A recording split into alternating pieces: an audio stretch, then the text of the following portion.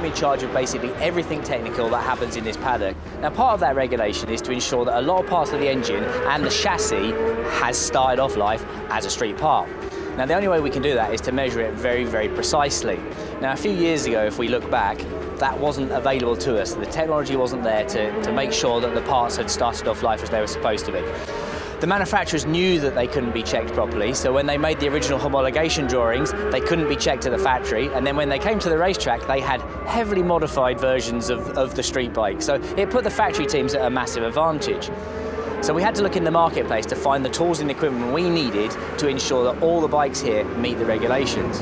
Hexagon Manufacturing Intelligence was a product and a brand that stood out for us. We've got great technical support based in the United Kingdom. A lot of my friends and compatriots are involved in Formula One and four-wheel motorsport. I mean, short straw for them, they don't get the fun of two wheels, but with those partnerships and with the recommendation of a lot of other people in motorsport, there was only one choice.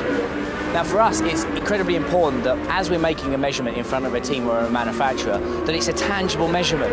And something about probing and using a measuring arm, you can understand, a team can clearly understand what you're measuring and how you're measuring it. And that's actually a very important facet for us. We also obviously have the integrated scanning system so that we can ensure that further parts of the bike are correct. And this year we've started using the system to measure internal engine parts as well.